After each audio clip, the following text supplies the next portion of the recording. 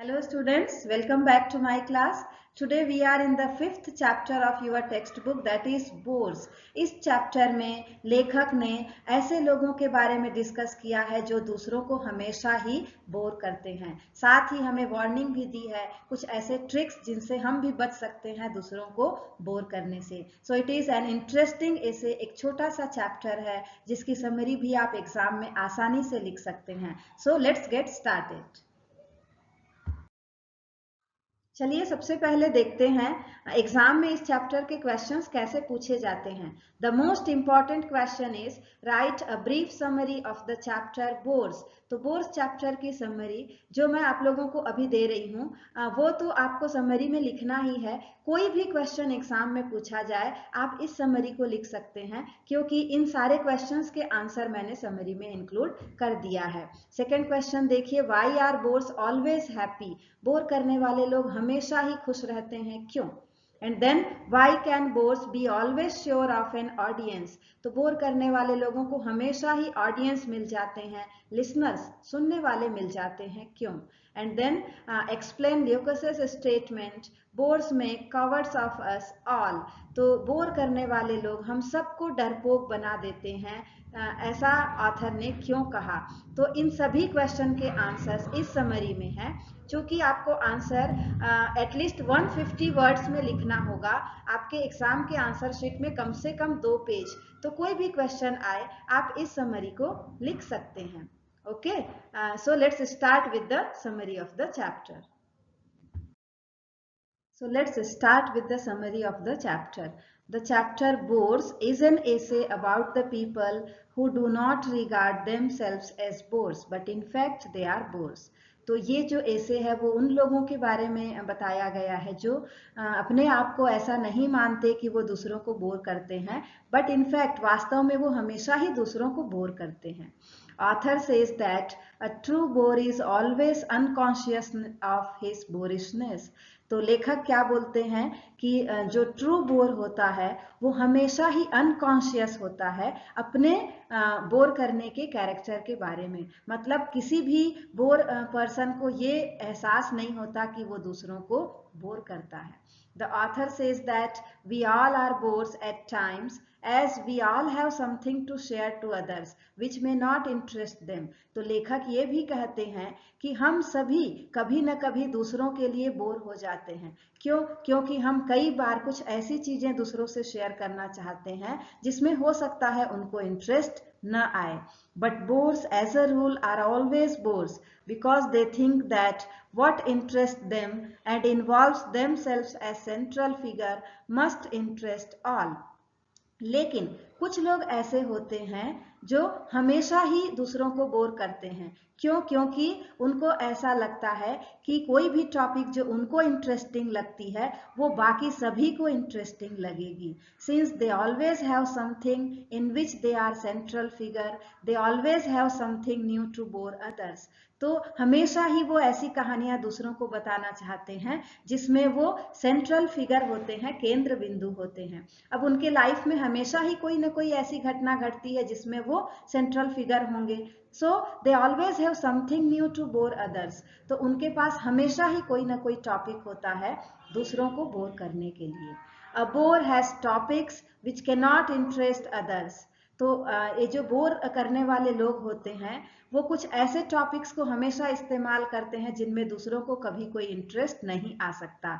Just like they always talk about a bore, true bore always talks about himself, about his car, his handicap, his wife, his children, his house, his garden, his health, his diseases, his doctors, his clothes and many more. अब मान लीजिए कोई आदमी हमेशा ही अपने बारे में बात करता हो, अपने कार के बारे में, अपनी पत्नी के बारे में, अपने बच्चों के बारे में, अपने गार्डन के बारे में, अपने घर के बारे में, अपने स्वास्थ्य के बारे में, अपनी बीमारी के बारे में, अपने डॉक्टर के बारे में या अपने कपड़ों के बारे में। तो सामने वाले को इन बातों में क्यों इंटरेस्ट आएगा? ऐसे लोग हमेशा ही दूसरों को बोर करते हैं। According to the author, bores are mostly happy because they always have so much to tell about every subject, whether personal or impersonal. तो लेखक ये कहते हैं कि बोर करने वाले लोग हमेशा ही खुश रहते हैं। ये क्वेश्चन एग्जाम में भी आता है कि why are bores always happy.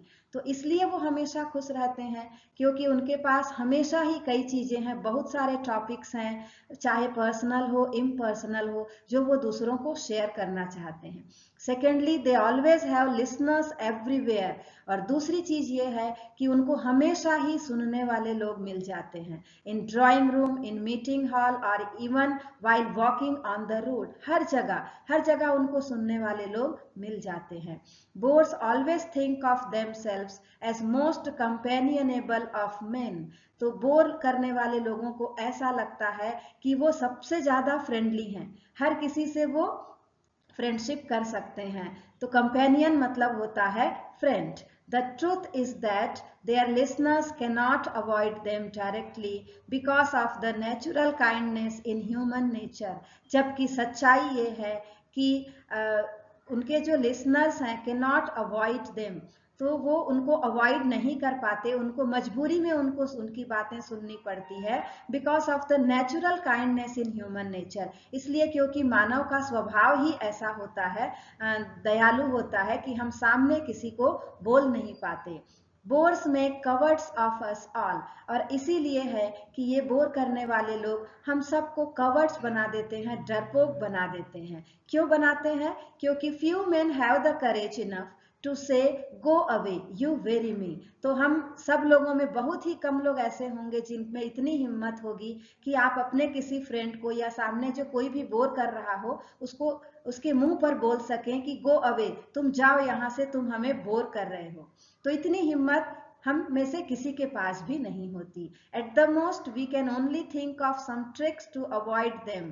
तो हम ज्यादा से ज्यादा क्या कर सकते हैं? उनको अवॉइड करने की कोशिश करते हैं। But we lack the courage to tell them directly. लेकिन हम उनको सामने सीधे सीधे बोल नहीं पाते, हमारे अंदर उतनी हिम्मत नहीं होती।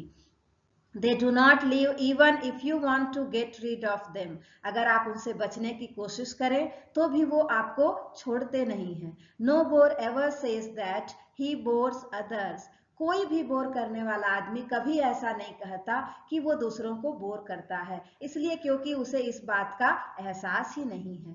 The most humiliating thing is to pretend the smiling face or to laugh when a bore closes in।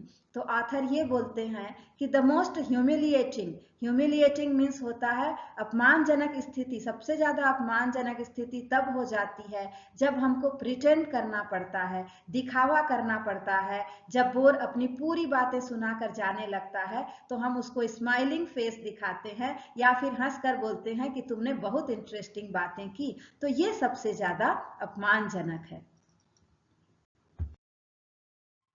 Bourse flourish because of the kindness in human nature. तो बोर करने वाले लोग हमेशा पनपते रहते हैं, बहुत संख्या में होते हैं, इसीलिए क्योंकि मनुष्य का स्वभाव ही दयालु होता है। Even the notorious bore is sure to find a listener. यहाँ तक कि नोटोरियस मतलब बहुत बदनाम। तो कई लोग ऐसे बहुत फेमस होते हैं कि वो हमेशा दूसरों को बोर करते हैं, तो ऐसे लोगों को भी हमेशा सुनने वाले लोग मिल जाते हैं। Since all of us hesitate to say truthfully that we find our companion boring. इसलिए क्योंकि हम सभी हेजिटेट मतलब हम सब झिझकते हैं, टू से ट्रुथफुली कि सही सही हम उनको बोल दें, we find our companion boring कि आप हमको बोर कर रहे हैं। So this essay is a fine example of author's purpose to reform human behaviour. तो इस चैप्टर को लिखने के पीछे ऑथर का जो उद्देश्य है, लेखक का उद्देश्य है रिफॉर्म करना, सुधार करना मनुष्य के व्यवहार में। Behind the mask of gentle humor, the author seems to warn us against the habits which are boring to others। तो gentle humor एक मजेदार कहानी के मास्क में, उसकी आड़ में लेखक जो है हमको वार्निंग देना चाहते हैं कि कुछ ऐसे हैबिट्स हैं जिनको छोड़कर, कुछ ऐसे टॉपिक्स हैं जिनको हम अगर अवॉइड करें तो हम भी बच सकते हैं दूसरों को बोर करने से। We can avoid ourselves becoming a bore to others if we follow simple rules advocated by the author। तो जो टॉपिक्स ऑथर ने बताए हैं उन टॉपिक्स को अगर हम अपने फ्रेंड्स को या दूसरों को ज़्यादा शेयर न करें तो शायद हम भी बच सकते हैं उन सबको बोर करने से। So this was all about the summary of this chapter. अगर क्वेश्चन ये आता है कि why are bores always happy, तो भी आप इस समरी को लिख सकते हैं, या फिर जब समरी पूछा जाएगा तो आपको ये टोटल आंसर लिखना ही है। वाई बोर्स में कवर्ड्स ऑफ अ साल, तो बोर्स हमको डरपोक क्यों बना देते हैं? आंसर वही होगा कि चूंकि ह्यूमन नेचर जो है मानव स्वभाव से कैसा होता है, दयालु होता है। तो ये सारा मैटर आपको इस समरी में मिल जाएगा। चूंकि आपको 150 वर्ड्स में, एटलीस्ट 150 वर्ड्स में समरी लिखने को कहा जाता है, इसलिए आपको आपके आंसर शीट में, एग्जाम के आंसर शीट में at least you should write 2 pages, कम से कम आपको 2 पेज आंसर लिखना ही चाहिए। Okay, so thank you for listening me carefully and keep watching the videos, keep writing your comments. Thank you.